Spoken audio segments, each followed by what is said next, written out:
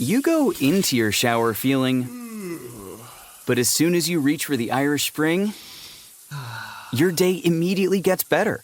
That crisp, fresh, unmistakable Irish Spring scent zings your brain and awakens your senses. So when you finally emerge from the shower, 37 minutes later, because you pay the water bill so you can stay in there as long as you want, you're ready to take on the day and smell great doing it. Irish Spring Body Wash and Bar Soap. Fresh, green, Irish. Shop now at Walmart. Thursday Night Football is on, and it's only on Prime Video. Firing downfield, caught! This week, Coach Sean Payton returns to New Orleans as the Denver Broncos visit the Saints. You're going to love this. Coverage begins with TNF Tonight. Not a Prime member? Sign up for a 30-day free trial to stream the game. It's the Broncos and Saints, Thursday, only on Prime Video. Restrictions apply. See Amazon.com/Amazon Prime for details.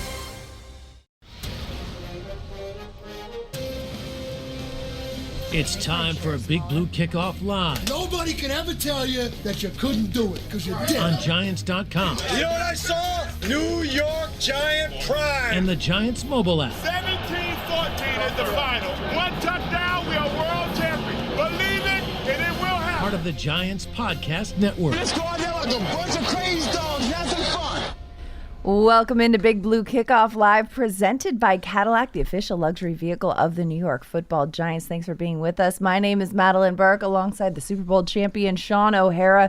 The phone number here is 201-939-4513, or find us on Twitter at #GiantsChat. As a reminder, you can find the archive of this show and our entire podcast network on the Giants mobile app, podcast platforms everywhere, and giants.com/podcasts. It is Wednesday. It is officially the start of practicing for week 7 as we turn the page into the next opponent. You got the Eagles coming to town, but Shaun, we got to start with some big injury news, of course. Yeah. Giants left tackle Andrew Thomas is going to be out with Lisfranc injury, which is one I know that you're familiar with. We also know that the Giants will be starting with Azudu at left tackle today in practice, according to head coach Brian Dable, who is currently addressing the media. Illuminor, let's see, then John Schmelk has mentioned that they said that Illuminor could be at left tackle with Neal at right tackle, and they'll decide after Friday's practice what the best combo is for this offensive line, as well as Malik Neighbors, who's missed the last 2 games with a concussion, is, quote, feeling much better. Dable seemed optimistic, and he will be practicing today in a red no-contact jersey. Wow, a lot to unpack right there. Welcome to the show, friends. How we doing? Other than that, Mrs. Lincoln, how was the play? I know, right? I guess we got to start off with just the devastating news of Andrew Thomas being out for the year. It's devastating on many levels. I think number one, he's without a doubt the Giants' best offensive lineman. We noticed that he was not himself in the game on Sunday night against the Bengals, and we actually referenced it on the post-game show. Thank you for those of you that tuned in right after the game, MSG, lock and load. But we noticed that he wasn't himself. YouTube channel. Or Giants YouTube channel. There you go. We got multi-media. Double plug. He was noticeably limping, and he was, it was almost like he was dragging his leg. And after he gave up a sack, he gave up 2 sacks to Trey Hendrickson, which is very uncharacteristic of him. You could just tell something was off. I didn't know if it was an ankle. When I heard it was a foot, my first thought was, I said, I hope it's not the Lisfranc. I experienced that myself, and it's a tough injury. Basically, the Lisfranc ligament, for those of you who don't know, and I'm not a doctor, I did stay in the Holiday Inn Express last night, but it's the ligament that holds your toes together, and not the end of the toes, but the metatarsals, I believe that is the medical term. It holds them together, and when you tear that, when you put your weight on your foot, those bones spread out, and it's painful. It's very painful. And the toe bones go deep into the foot, not just little. It's the metatarsals that basically go all the way up into that midfoot. So if you sprain it, you can, it will heal, and you don't have to miss time. You don't have to have surgery. But when you have to have surgery, when they deem it, and he flew down to Charlotte, met with Bob Anderson. When I had that injury, I did the same exact thing. Flew down to Bob Anderson. He's the specialist. He is. He's the king of the Lisfranc injury, and he determines whether or not you need to have surgery. If it's just a sprain, a partial tear, and it will heal with rest, then you go that route. If you go the surgery route, basically what they do is they're reattaching that ligament. In order to do that, they've got to get the bones back together. So the only way they do that is they put screws into your foot, inside of your foot, and draw those bones together. They reattach the ligament on top of the bones, and then that's kind of what secures it and gets you back into shape. And then are the screws permanent, or do you get the screws removed? The screws are supposed to come out. However, if you break one, which I actually had 3 screws in my foot, and one of them broke. So if it breaks, you know what, like you're married to it. It's for life. But I will say this, it was very odd when the doctor showed me the x-ray and I had 3 screws in my foot and I'm looking at it. It looks like the doctor went to Home Depot and got 3 number 8 wood screws that you would put in your sheetrock and just zzz, zzz, zzz, like that's literally what it looked like. Obviously it's not. DIY. It's medical grade Right. steel, so it won't rust or any of that stuff. But that's basically what you're looking at. So for Andrew Thomas, not just missing this year, I think if you're going to do that injury, you want it to happen sooner than later. I didn't end up having surgery on mine till like January of that following season, and then it was still, it impacted me. You're non-weight bearing for a number of months, so this is going to be definitely a big recovery, but he can recover and he will come back from that. So I think that's encouraging. It's something that, especially as a lineman, you can absolutely come back from and get back to your former self. So long-term plan, Giants' best offensive lineman, they signed him to a huge contract just 2 years ago, I believe. So he will be back. But in his stead, you mentioned the question that I had as soon as I found out that news, like, okay, do you move 2 guys or do you move 1 guy? Right. So the quick thought is, well, who's our backup tackle? If this happened in the game, Josh Ezeudu, boom, he's right in there at left tackle. Now, Josh Ezeudu played some tackle in college. Mm-hmm. He made a start at tackle last year, I believe, or maybe even his rookie year. So he has some familiarity at tackle, and he is a pretty good tackle. So the easy solution is plug in Ezeudu at left tackle, and now you don't mess with the other 4. Right. The other option, as you mentioned, is Jermaine Illuminor, who actually played left tackle for 2 games last year for the Raiders. He started at right tackle, but he filled in at left tackle when Colton Miller went down.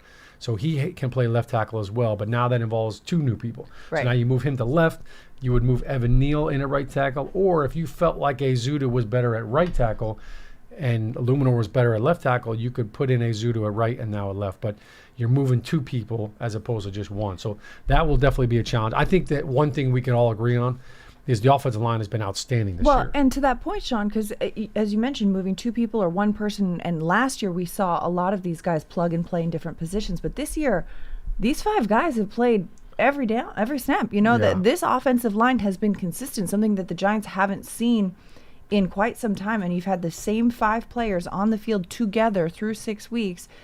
Now shaking that up and seeing not only just the fact that the consistency that is built in the run game and the passing game, but also the confidence that has instilled at times in the offense, having that security there. Yeah, it's huge. And I think the Giants were the only offensive line in the NFL that had the entire offensive line had played every single snap going into last week.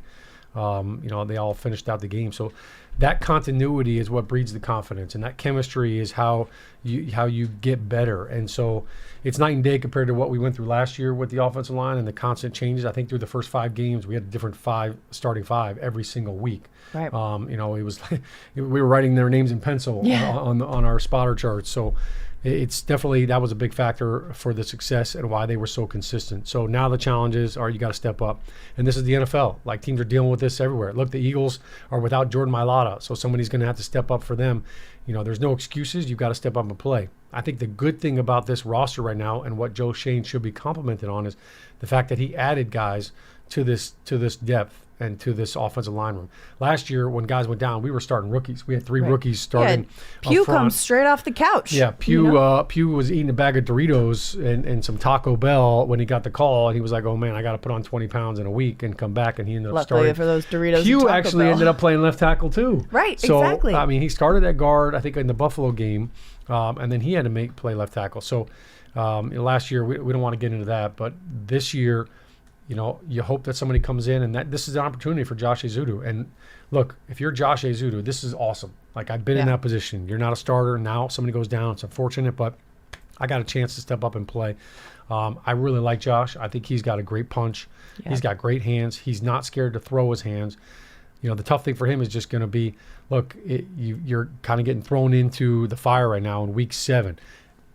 Defensive guys have already kind of gotten into the rhythm. For him, is he in playing shape? Like, he's going to have to work through all that. But I think the other challenge with that is now, okay, if you're Brian Dable, what are we going to do? How are we going to help him out? Because Andrew Thomas, you could slide everybody right, and you could put Andrew Thomas solo, maybe give him a chip with the running back or a tight end, but you knew that he was going to get the job done, and you expected him to hold it down, and in one-on-ones he's going to be fine. So now you may have to get a little more creative. It's, hey, how do we help our left tackle out so we're not putting him on an island? Well, and it's also not just an offensive line position, but the left tackle position, Daniel Jones's blind side, and that's going to affect, Daniel's performance as well a little bit. Yes, the offensive line as a whole, but when you have a new person protecting your blind side and you're developing that trust, that plays a factor. Yeah, no doubt about it. I mean, I think, if you were to ask a quarterback, like, what position do you not want to lose if you had to pick one? I mean, the first answer would be center, obviously, because, because they're the coolest. Naturally. And, no, that's because of the snap. Like, you don't want to have to, all right, now take a snap from somebody else, or, we got this communication. So the center is huge. But from a player standpoint, that is the most vital. And that is the guy that you trust with your life, literally. So that will definitely take some adjustment.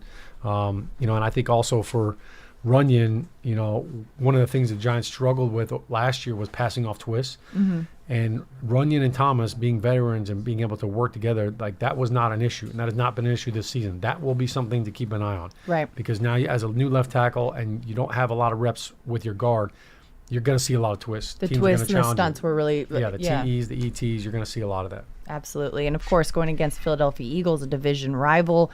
And, we've talked about this a little bit inside the building of all right, this is week 7, so it's not really like must win. But the Giants are, they're 0-2 so far in the division. You want to get a division win at some point if you're going to kind of continue that hope for the NFC East. It's a must-win. It is, right? I mean, is it too much to say that at this point? And you're at home. And you're at home, and, you've got the Eagles coming to town, a team that, yes, there's been struggle against. And it's going to be an emotional one, too, because, I can't believe we're almost 15 minutes into the show before we mentioned this, but, of course, the return of Saquon Barkley, the first time we're going to see Saquon in person wearing green.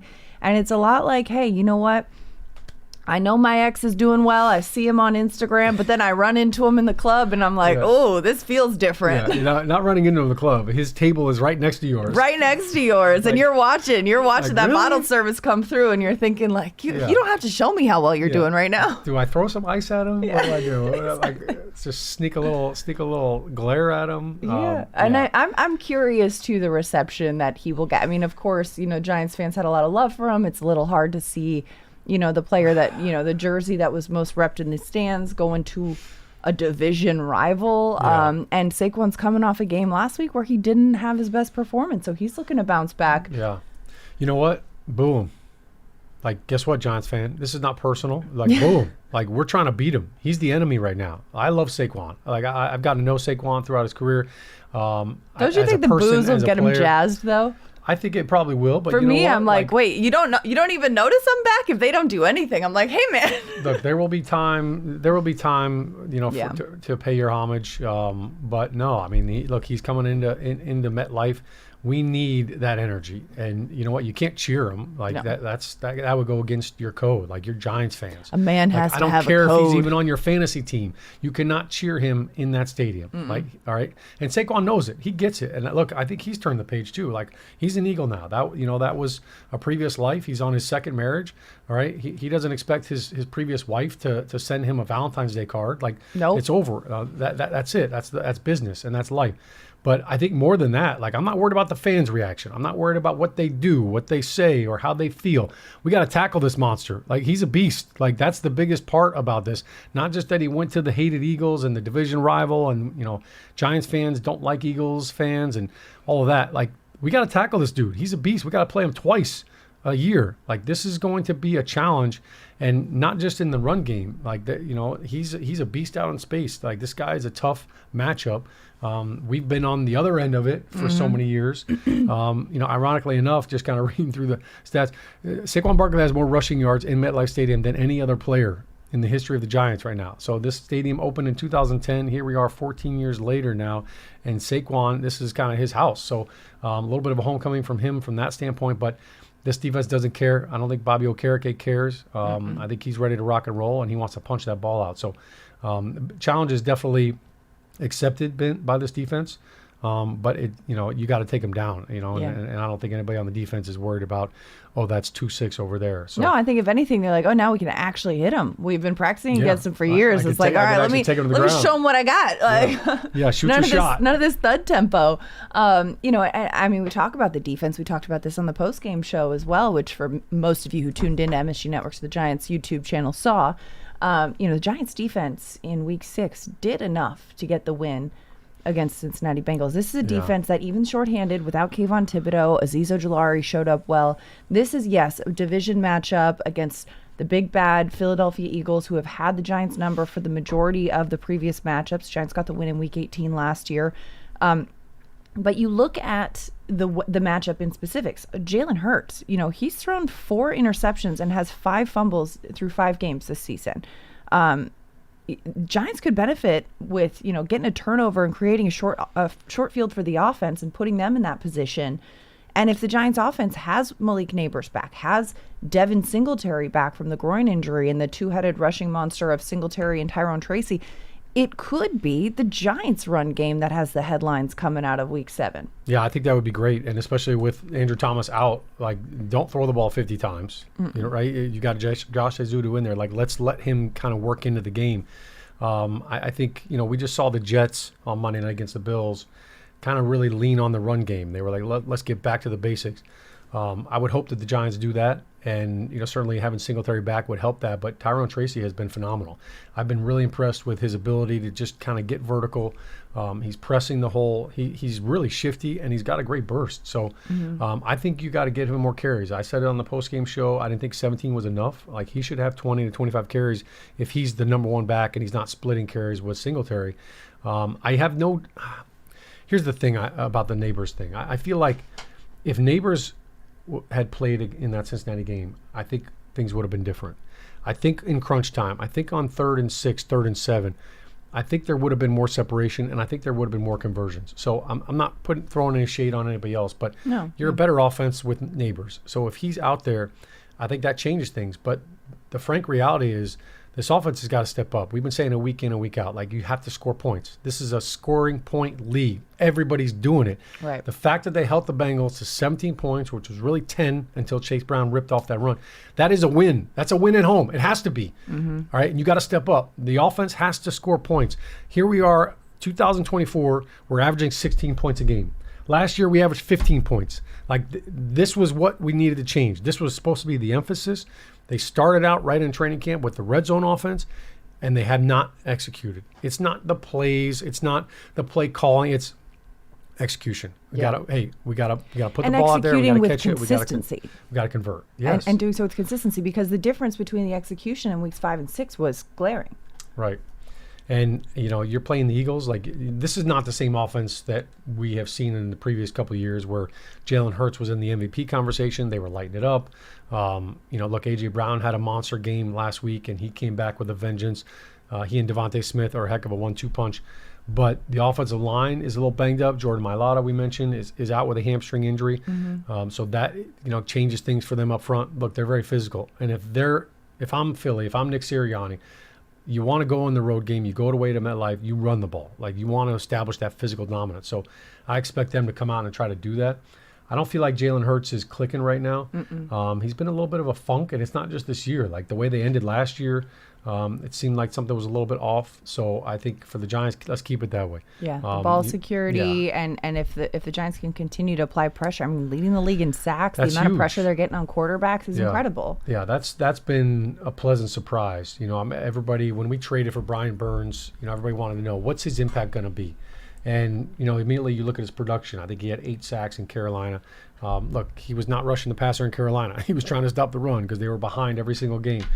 But we're seeing the production from other people because of what he's doing as well. And, you mentioned Ojulari stepping up. Ojulari played outstanding. He was phenomenal. We're going to need another game from him because guess what? Lane Johnson hasn't given up a sack this decade. Yeah. He's a beast. He's the eliminator out there. So this is a really good offensive line. They're going to need their A game. Obviously, no Thibodeau, as you mentioned. Micah McFadden has been all over the field. I think for Bobby Okereke, this is a big tackling game. They've got some guys that are tough to bring down. I already mentioned Saquon. A.J. Brown is not easy to take down. Dallas Goedert is a stud down the middle. So this is definitely a formidable opponent for them, and the tackling has to be pure. Absolutely. Got to get the tackling going. And Giants fans, make sure you go and subscribe to the Giants Huddle podcast. It features long-form interviews with Giants players, coaches, and front office staff past and present. Plus, hear from the best analysts covering Big Blue and the NFL. Search for Giants Huddle and subscribe on your favorite podcast platform, or go to giants.com/podcast. And don't forget, if you are on Apple Podcasts, leave a 5-star positive review for all of our Giants podcasts. Let us know what you think. Like, comment, subscribe. You know the drill. Are you a morning person? Or when you roll out of bed, do you literally roll out of bed? Listen, mornings can be hard to handle. From the moment you open your eyes, your responsibilities and to-dos start piling up in your head. But you know what helps? Yep, a shower. But not just any shower, a shower with Irish Spring. Yeah, as soon as you reach for the Irish Spring, your day immediately gets better. Oh, yeah. All those to-dos are totally doable. Because that crisp, fresh, unmistakable Irish Spring scent zings your brain and awakens your senses. So when you finally emerge from that glorious shower, 37 minutes later, because let's be honest, you pay the water bill so you can stay in there as long as you want. You're ready to take on the day. And smell great doing it. Irish Spring Body Wash and Bar Soap. Fresh, green, Irish. Look for Irish Spring in the soap aisle at Walmart. Big Blue Kickoff Live rolls on a Wednesday. 201-939-4513 is the phone number. As we head to the phone lines, we've got Chris in North Carolina on the line. Chris, how's it going? You're on Big Blue Kickoff Live with Shaun and Madelyn. Hey, how we doing, Madelyn and Shaun? Doing well. How are you? Doing well. Hey, first of all, you just stay true to yourself. You add spark to the show. Don't change who you are. Thank you. Yeah. Me or Shaun? man. Both of us. Don't ever change. Don't ever change. Well, thank you. Thanks, Chris. My first point is the Giants do not have the right kicker at Giant Stadium. Joseph cannot adjust to the wind. He's more of an indoor kicker. Well, listen, I think any kicker would rather kick inside, especially MetLife. This is a tricky place. Look, he's our kicker by default because Graham Gano's hurt. I think Graham, obviously is the one you want out there. But look, the Jets kicker, he double doinked. And this is his home stadium. He's been kicking here for a while. The Bills kicker, he missed a kick too. I think, the win was certainly more of a factor on Monday night, but look, I think Joseph has proven that he can make field goals. You got to give him a shot, but let's stop putting him out there. Let's stop kicking field goals. Let's score touchdowns. Yeah, it's not an issue if you're getting 6 instead of 3. So my question to Shaun O'Hara, and this is for Shaun O'Hara.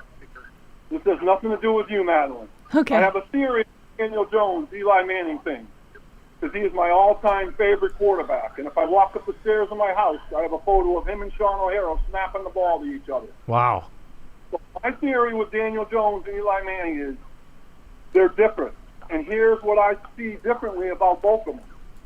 So last year, Daniel Jones threw that pick six against the Seattle Seahawks, and Witherspoon ran it all the way back at Giant Stadium. And we were at a home game. So now let's fast forward to this year, okay? And now we're playing home games, and we're not playing as well offensively, okay? But when he goes on the road, he's playing well. He looks off the safety. He looks off his tight end, goes to the screen, to his running back. So I believe, and 100% in my mind and in my heart, definitely in my heart, that he is feeling so much pressure from the Giants fans, and he's just not relaxed. And here's the big one for me, and it's really big for me. I believe that Eli Manning, he had practical burst. So he had a bigger receiver with wider radius to catch the ball, and he could do it over the shoulder. I think the Giants need to get a bigger receiver, and I wish they did not cut Allen Robinson because he's an experienced route runner, because I believe offensively, defensively, the teams know that they're going to Slayton. And Robinson is more of a slot receiver. He's underneath. And sometimes Daniel probably can't see him. But if he has a bigger receiver where he can maybe make that over-the-shoulder throw like he did with Plaxico Burress all the time, as Shaun knows, in the Green Bay Packers championship game, he may fare a lot better at home. And overall, the team offensively may snap out of their woes.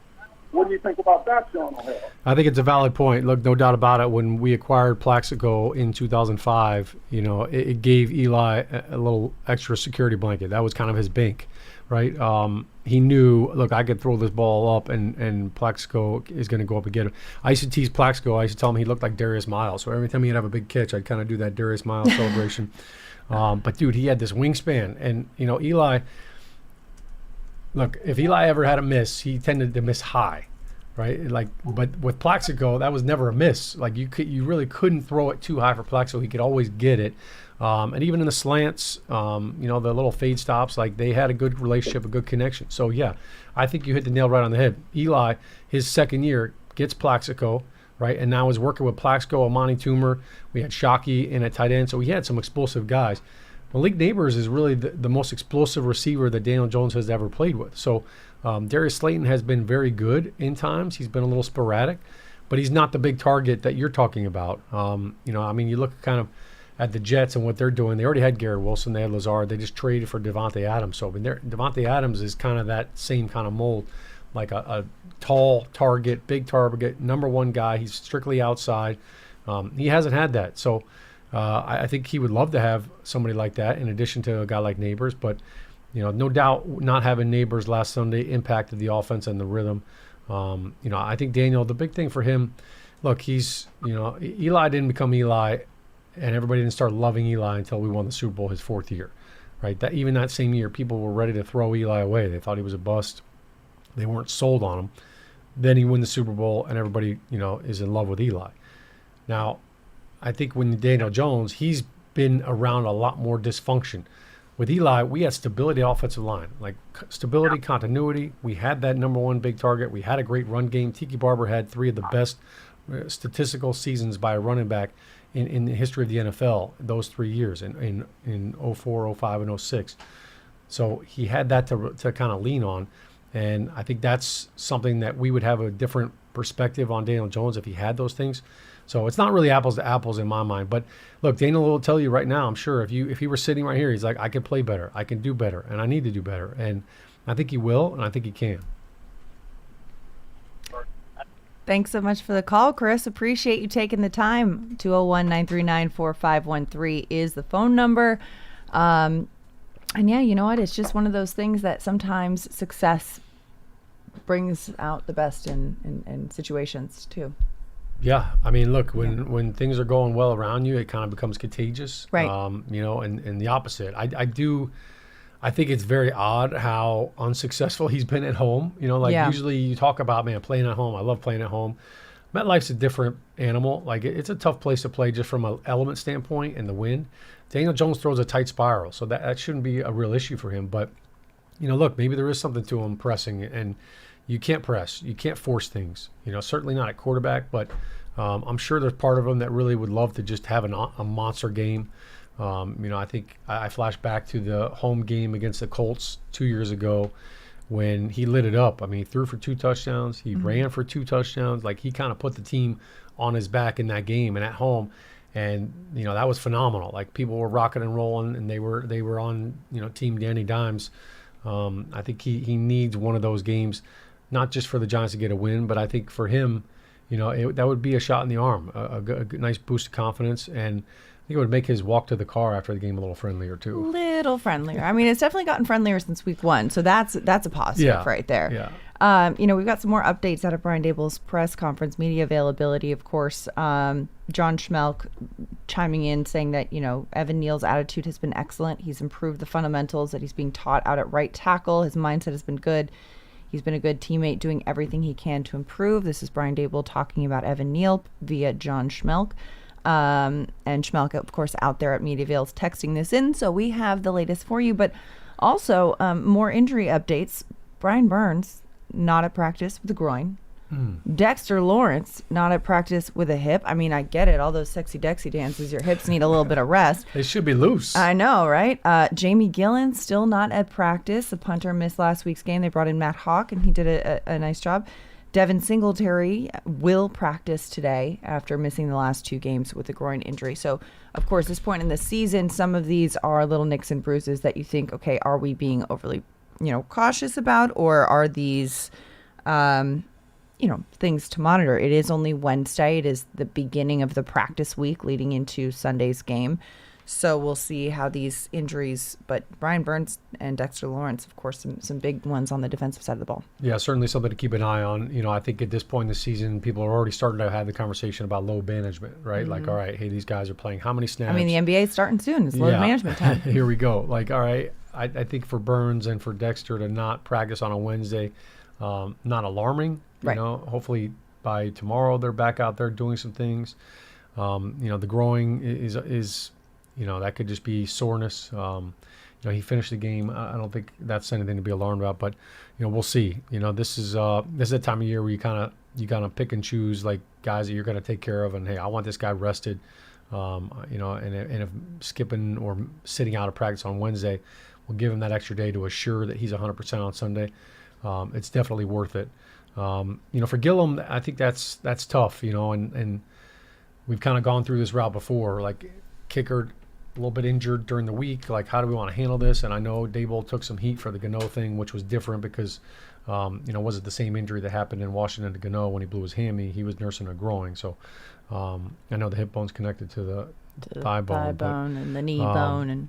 But this feels different. Like, if Gillum's hamstring is bothering him at all this week, I don't know that you go out there and ask him to gut it through. So, well, especially for a punter, which relies on a lot of hamstring flexibility in either your kicking or your planting leg. And if you've got a guy like Matt Hawk who did a fine job last week in the punting game, you think, okay, maybe we ride that out rather than risking a similar situation, like you said, when a banged up Graham Gano was out there. And even if it's a different injury, these things kind of pop up. Speaking of Graham Gano, Daboll does say Gano is making progress, which is a positive. He's kind of nearing that return window. So we'll see if that is something that he does. But it looks like, and Daboll has said too, that, much to the chagrin of Chris, our recent caller, Daboll has said that, if Graham can't go, it will be Greg Joseph that they're sticking with. Yeah, and look, I think Greg is capable. Yeah.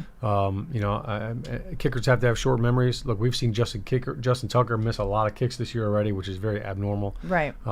So you got to trust him, and you got to ask him to go out there and perform, and I think he will. The big thing, like I said, is let's ask him to kick extra points. Let's not ask him to kick 50-yard field goals. Like, that's bad offense. Like, finish your drives, and you're not putting it all on your kicker. It is kind of wild, though, that in today's NFL, a 50-yard field goal feels almost like a chip shot lately. I mean, 10 years ago, it was like, whoa, and now everyone's going for 60. Yeah. Oh, man. I mean, the kicker, Aubrey down in Dallas, he's thumping it. Yeah. Even the kicker for the Eagles coming in, Jake Elliott, he kicked a couple of big field goals against us. I remember his rookie year. I think he kicked a game winner. 57-yarder maybe. These kickers are definitely getting better. I will say this, MetLife is a different breed. Like, the wind swirls. It's not, because of the nature of the stadium, the wind is never just one direction all day long. Mm-hmm. So it's constantly changing. When I played for the Cleveland Browns, it was an open stadium and you're on the lake and it's like, oh my gosh, it's windy, but it was a consistent wind. So you knew, like, all right, I'm either kicking into it or I'm kicking with it. And it's going to, you could predict it based on, and predict what quarter you wanted to be going which direction because it was consistent. With MetLife, it can change in the middle of the quarter. So, you could start out and you feel like you've got the win, and then your next kick in the same quarter, it's a crosswind. I'd be so curious too, and this is just a random thought about this, but when you design the stadium, like if that was something that was anticipated or not, the wind, because of course it could be a gift and a curse. You think about like Miami, for example, the way that their stadium is built is such that the sunlight hits the opposing bench and the home bench is in the shade. So when those early season games when it's hot and you're in the direct sun as a visitor, but you're in the shade as the home team, there's that little competitive advantage there. The wind thing, it doesn't seem like it bodes well for either side, which does create just real football environment, though. Yeah, I think part of that, and I've talked to a couple people about that, because there was a debate about should we put the roof on MetLife Stadium when we build it, and there was two factors in that. Obviously, the cost was going to be a heck of a lot more, but the elements, in the NFC East, That's kind of part of it. Like, hey, if you're going to come up here and play, it's like Buffalo.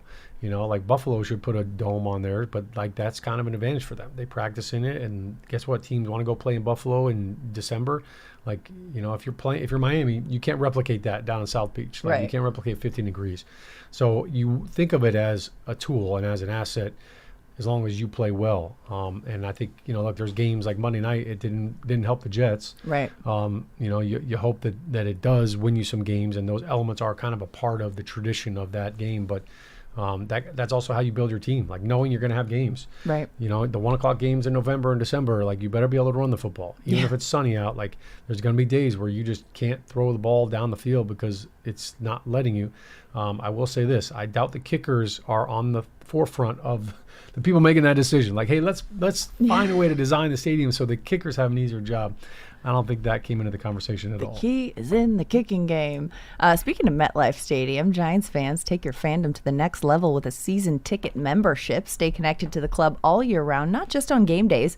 Memberships are now available for the 2024 season. And to learn more about all the exclusive member benefits, visit giants.com/tickets. Limited inventory is available. 201-939-4513 is the phone number. Are you a morning person? Or when you roll out of bed, do you literally roll out of bed? Listen, mornings can be hard to handle.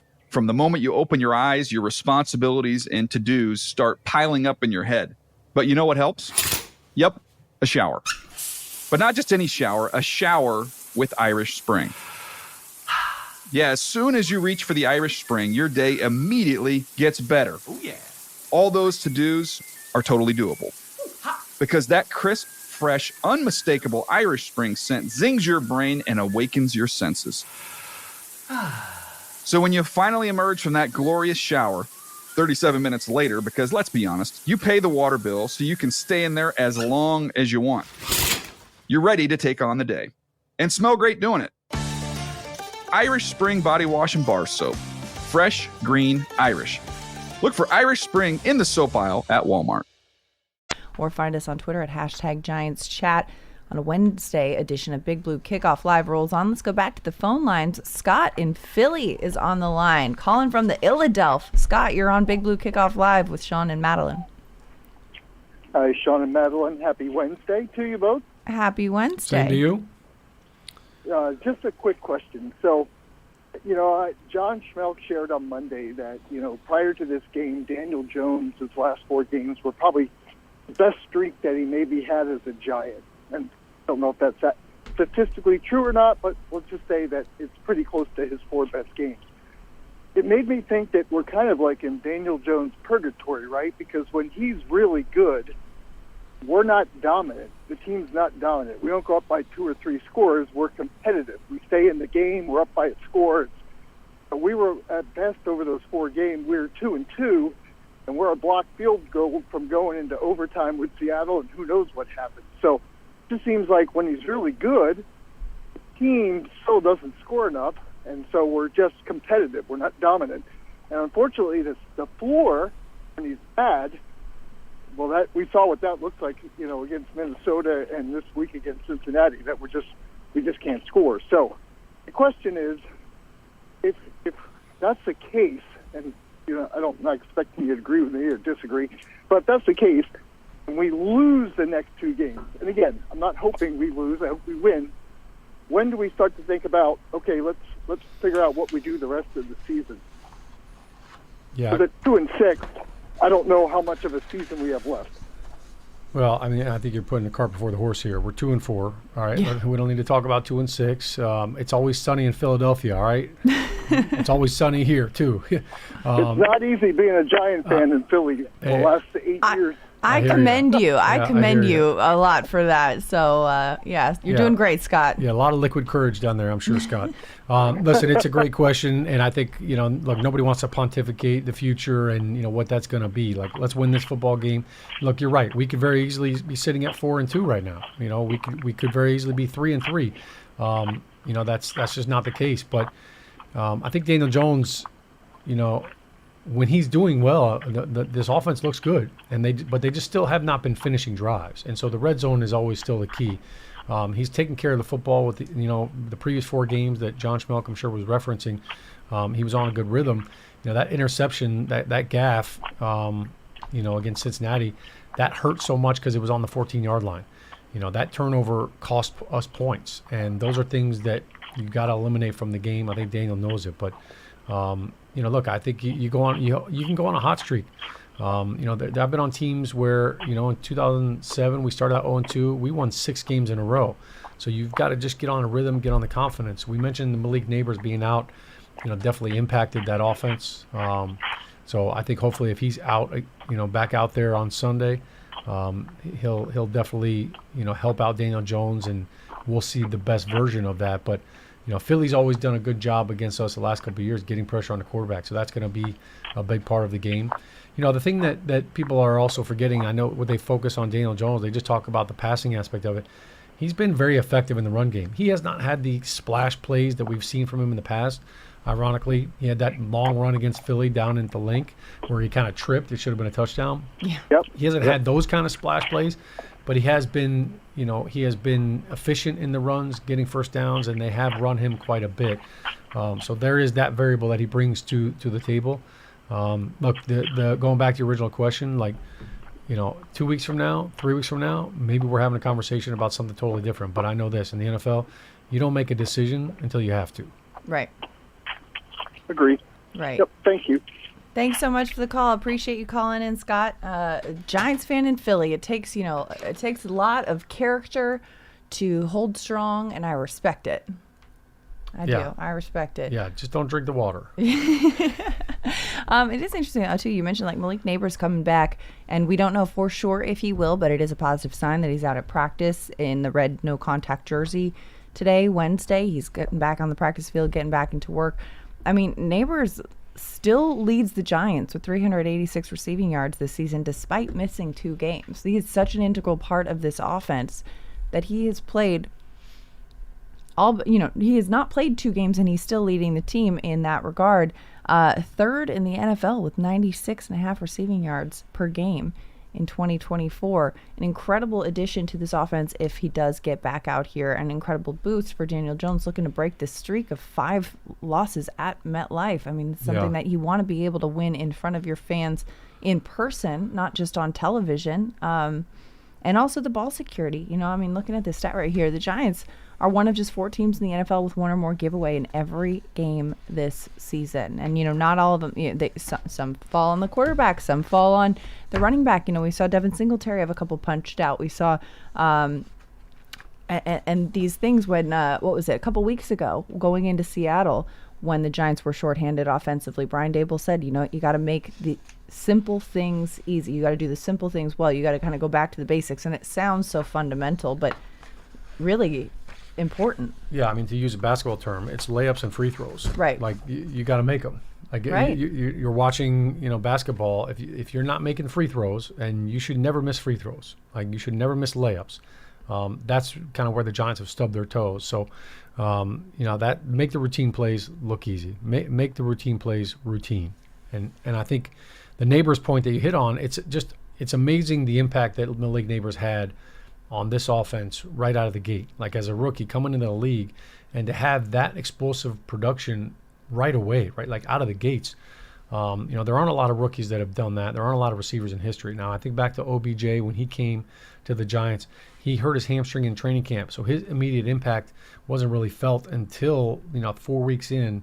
I think for Malik, coming off of that concussion injury, maybe he would have been ready to play last Sunday, but the fact that he took an extra week, I think he can come into this game, here we go, let's go, full tilt, 100%. And you know what? The good news is, he will feel fresh, he will feel energized. I have no doubt that he's going to be a big part of this offense, and they're continuing to find ways to get him the football. They're moving him around a lot when he's out there, but no doubt he changes this offense immensely because of his explosive ability, because of his accountability. Right, absolutely. And you want to have that kind of dynamic offense. And, it's unfortunate at this point in the year nobody's fully healthy. So even getting Malik back, getting Singletary back, losing Andrew Thomas, like we mentioned, for the season, there's going to be some changes. to the way that this offense looks, but how can they execute? How can they kind of create that environment against a tough Philly team? And, I don't know. I mean, when you're looking at this matchup, Shaun, if you're out there on the practice field today, day one, preparing for Philadelphia, where is your focus? My focus right now offensively is first and second down. Yeah. Wednesday, the install, just to kind of break it down, when you come in on Wednesday, you go over, all right, you have your team install, offense breaks up, defense breaks up, and offensively you really focus on your first and second down plays. Here's kind of what we're going to do against their base defense. A lot of run game. You're working on the big-time runs, 3rd and 1, your staple running plays, and then your play-action passing game. So Wednesday is a big work week. It's a physical practice. Usually that's your full padded practice. Sometimes you may have a Wednesday and Thursday as full pads, but knowing how the league is now, it's probably Wednesday's pads, Thursday is just uppers, Friday is all about speed. So Wednesday, that's a big emphasis. And I think if you can run the football on first and second down efficiently, 3 to 4 yards every carry, you're setting yourself up for a successful third down. And I think that's the key. So what really, you want to be physical, so those are the points of emphasis. Let's not beat ourselves. Like, no penalties on first down. You can't be 1st and 15, 2nd and 15. Like, that's, you're asking for a disaster possession when you have self-inflicted wounds. No pre-snap penalties, false starts, none of that. I think the big thing for, what we talked about is Josh Ezeudu now at left tackle. All right, let's make sure that he knows what he's doing. Let's make sure that we are not asking him to do too much right out of the gate. Like, let's let him settle down and let him calm down, and let's figure out what he does best and how we can implement all of that. But those are the things you're thinking about Wednesday. Thursday, you start to morph into more third down, nickel defense, passing downs. You work your 2-minute offense. So you kind of break the game plan and the playbook up based on those work days. Also, you mentioned Josh Ezeudu, of course, getting the first look at left tackle. Brian Dable did mention that they're going to be kind of doing a little bit of rotation throughout the week in practice.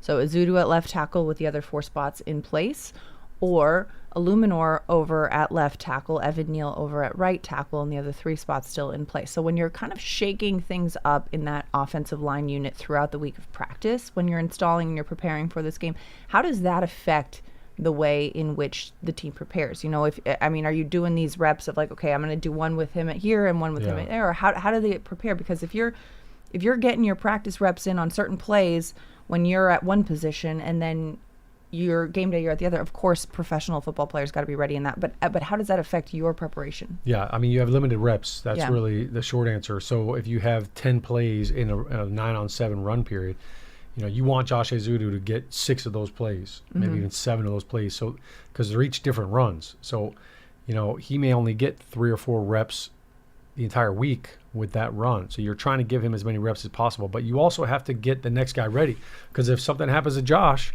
who's your next left tackle? Is it somebody else? Are you bringing somebody else in off the bench? Are you moving Illuminor over and then Evan Neal is in? Or, how are you going to rotate all that? So those are things that they've been working on all season long. This is not the first time that they have said, hey, we have to have a plan B for every single player. What are we going to do if this guy goes down? So if you have 10 reps, usually, your first 6 or 7, your starters get it, and then you start sprinkling in, hey, let's move Illuminor over. I'm sure Illuminor has taken reps at left tackle, just in case of emergency as well. So he's rehearsing that. He knows the plays. I'm not concerned about that.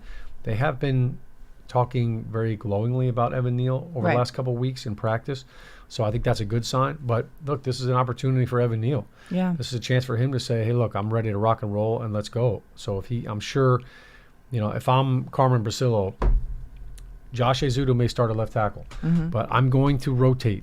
I'm going to put somebody else in there at left tackle and somebody else in there. I'm going to start working Evan Neal in there. This gives you the chance to do that, and I think it's necessary because, the Giants have been lucky right now. Andrew Thomas, here we are, going into week 7, and this is the first time we've had to rotate somebody in. But you look across the league, like every team is doing this. Every team's the battle of attrition is going on all over the NFL.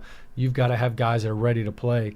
And you know what? I would rather rotate in some guys like Evan Neal, get them some reps during the game so that they're not just thrust into, hey, somebody goes down and it's 3rd and 9, and now I've got to go in there in the 4th quarter with the game on the line, and that's my first snap of the game. Right. And, I'd imagine, too, with the news coming out relatively recently that this is a season-ending injury for Andrew Thomas, I mean, the Giants hold workouts pretty regularly for available players, so I wouldn't be surprised if there was another person brought in to add to the depth. The NFL trade deadline, of course, November 5th. I would be surprised if, anybody's trading away an offensive lineman at that point. No, it's probably picking up somebody that may have been here before. But it's more likely, like picking up somebody in like that Ty scenario. Phillips. Yeah, November 5th, the trade deadline. What else is happening that day? Oh, yeah, make sure to register to vote. It's election day. But I think as well, when you look at the way, Brian Daboll has said that it's a possibility that Evan Neal is in at right and Illuminor is in at left.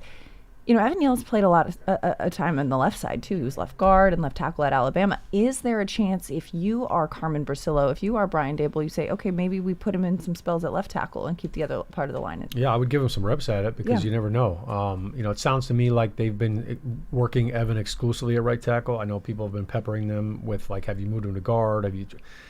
Evan has been strictly practicing at right tackle. So because that's the case, I think I would be more inclined to put Evan at right tackle and move Illuminor over to left if that was the case in order to try to get him reps. Yeah, that makes sense. Giants fans, the Giants official connected TV streaming app Giants TV brings original video content and game highlights on demand and direct to Big Blue fans. Giants TV is free on Apple TV, Roku, and Amazon Fire TV, and on the Giants mobile app. 201-939-4513 is the phone number as we head back to the phone lines. Scott in New Mexico. Scott, you're on Big Blue Kickoff Live with Shaun and Madelyn. How's it going? Hi, how are you guys doing today? Doing well. I have a couple of different things. Some of them don't make any sense. I was sorry to learn that Thomas has that tarsal injury, which is Liz Frank. And I know Shaun, you had mentioned you had it. It's also dependent upon how much or how heavy you are as to the length of time that you usually wait, but it's usually 12 to 14 months. I have a cousin who's at the University of Pennsylvania, and I called him to ask him how long, if he has surgery, how long it would take. So he would miss a number of games next year as well. So I'm sorry to hear that. I disagree with that, but go ahead. Okay. That doesn't mean he's going to miss games next year. It's not a 12-month recovery.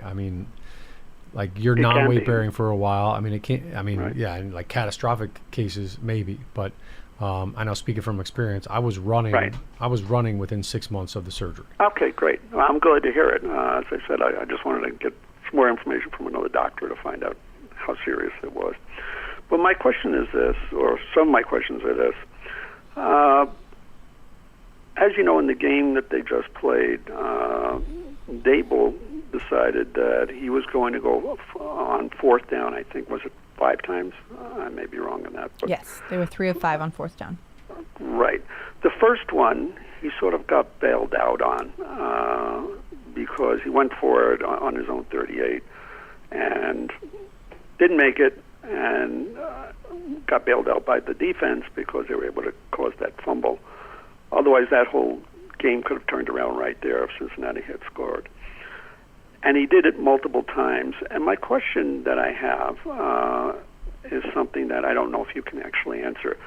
Does he have faith in the offense as it stands now? Because if you're consistently doing it on fourth down, it indicates to me that he doesn't believe. And the score at the time, by the way, on that first fourth down was 7-0, so they were still in the game. But he felt he needed to do that multiple times. Does he have true faith in the offense that they can score?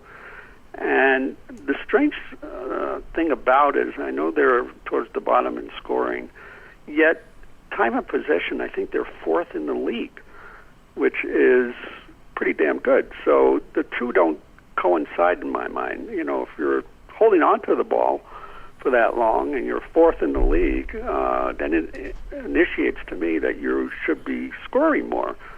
So where is the disconnect in your mind in regards to, and I think you addressed it a little bit, Shaun, about they're sort of moving the ball but not getting into the end zone. But what can improve that? And does Daboll believe in this offense with Daniel Jones at the helm? And I'm a big Daniel Jones supporter. Well, and Scott, Shaun, I mean, you would, I feel like, attest to this too. Like, going for it on fourth down is putting faith in the offense. Yeah. Right? Yeah, I think, I'm counterintuitive with that. Like, The fact that they're telling, if I'm a player and you're saying, hey, I trust you to get this first down, it's because I'm expecting us to go down and score. I'm not going to settle for the field goal. Like, I have faith in you. I think it's also a compliment to the defense that, you know what, I'm willing to go for it even and put you out there on a short field because I feel like my defense can handle that. So I don't think confidence is an issue with Dable. And guess what? His first game as a head coach of the New York Giants, he went for 2 down on the road at Tennessee, and we won a football game. I remember. This is our guy. Like, this is who he is. He's not going to change, nor should he. Because if you trust your guys and you have a good enough players, you're going to go for it. I think what he's trying to do is, look, I'm going for it because we need points. Like, I can't play conservative and just punt the ball every time and then just expect my defense. Like, no, we've got to keep the ball and we've got to score. Now, to your point about the time of possession, don't mistake activity for achievement, right? Okay. Just because you're holding on to the ball, like like that time of possession, we reference it sometimes, like, wow, you did have the ball a long time. You should have more points, 100%. But that's the problem right now with the offense is when you get down to the 20-yard line, that's when you have to be better. That has to be your best version of play, your best execution. We've been awful. We've been sloppy. Like, it's a brain fart here. It's a drop pass here. It's an errant throw here. It's we didn't pick this guy up. It's a missed cut. So everybody contributes to this. And, look, if everybody has a my bad, like, that's what ends up happening. And then guess what? When your kicker misses a field goal, or you're down in Washington and your kicker is hurt, and then your backup kicker misses an extra point, now you're like, all right, we're in go for it mode. I will say this. If you have a coach that you're going for it on 4th down, it makes you more aggressive offensively because now you have that extra down. So on 3rd down, I don't feel like I've got to get, at 3rd and 12, 3rd and 14, I don't have to get 14 yards. Maybe I got to get 10 or 12 because we are going to go for it on 4th down. So it gives you almost an extra play. I don't think there's an issue with it. You're damned if you do, you're damned if you don't in the NFL if you're a coach on 4th down. And everybody's going to go to analytics. Like, look, when you sit down at the blackjack table, you hit on 16. That's what you do, all right? If you stand, somebody's going to punch you. So, like, you got to do what you got to do. And the key is if your coach gives you the confidence, like, hey, we're going for this thing, get the damn first down. Like, get it. Right. If I call it and like we ran the ball to Tyron Tracy, got stuffed. Guess what? You're running off the field. That's your bad. Like, if I'm the coach, I'm looking at it like, I gave you a chance to get the first down. Get it done. Like, that's on you. Yeah. If someone gives you that opportunity and you're saying, wow, okay, you really do believe in me, let me level up and execute. And that's what it showed last, Dable's first year. Right. This team, I mean, it inspired the team. And Dable's always been an aggressive play caller, like you said. And he said, hey, the players are the ones on the field. I want to put my trust and my confidence in them to execute accordingly. If it's 4th and 1 and like we, as an offensive line, see the punter coming out and a coach is like not giving us a shot, I'm running off and I'm like, all right, he didn't think we can get it. Right. It's like we could do it. What are you talking about? Yeah. Like, I'm running off the field. Like, you didn't think we can get that? We can get that. So, as I said, I only question it because he was doing it on his own 38. No, you only question it because we lost. If we had won, you would be like, I love it. Great. That's the truth, man. That's the truth. All right. True. You only question it because we lost. You're talking to a degenerate gambler. So.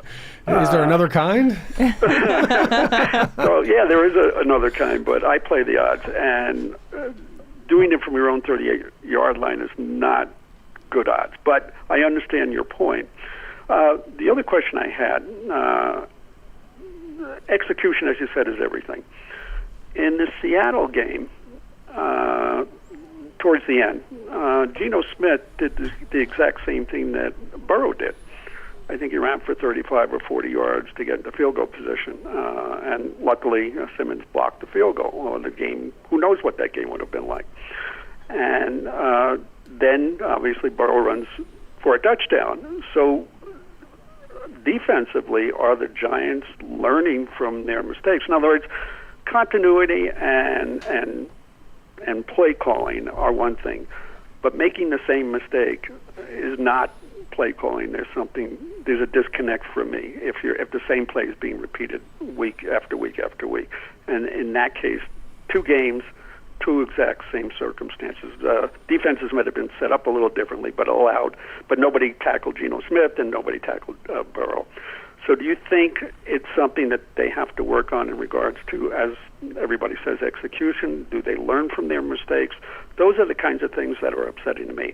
And believe it or not, I think this division could potentially be won by a team that has a losing record, because the teams, if Washington comes back to the fold a little bit, you could have a team that's has a losing record and still wins the division, because Dallas and Philadelphia are not playing very good football. All right, yeah, So, I'm not going to extrapolate over that stuff, but I will answer your question about look, are they working on that? Absolutely. You don't think Shane Bowen's talking about gap integrity and rushing lanes? Right, That exactly. play against Joe Burrow, look, nobody expected the snow leopard to run for 42 yards and a touchdown. It was the longest run by a quarterback in Cincinnati Bengals history. The whole key with that, though, is they ran a twist game, right? It was an overload. So visualize this. If you're the quarterback and you're looking at the Giants defense, they had 3 guys left of the center, 1 guy on the right side. They're running a twist. The looper from that group of 3 was supposed to come all the way around the guard, and he's the contain guy. He never got there. So that's why there was that huge running lane. He got stopped, he got blocked, and never got to his gap integrity. So that's, sometimes what happens. It's just one guy that can get out of there. And it's similar to what happened in And literally Seattle everybody as well. was on that side of the field. Like, that was kind of a unicorn play. I guarantee you they're going over it. It's like, look, if we ever get caught in this formation again defensively, like, either call the twist off, or if you're the looper, like, you've got to get in your spot. You have to get home. That's execution. Like, we could sit here and blame Shane Bowen for calling that play, but if that guy had gotten to his proper gap, Joe Burrow wouldn't have been able to sneak out to the right side, and maybe one of those guys would have come over there. But it's also just awareness. Like, hey, like, we have to, Joe Burrow made a play. Like, it happens. Right. I don't think it's something that is going to be a recurring theme that we're going to see, quarterbacks running all over the place. Although, now this week we're playing Jalen Hurts, who does run. Hurts, so you've got a totally different mindset when it's Jalen Hurts. Right. Right.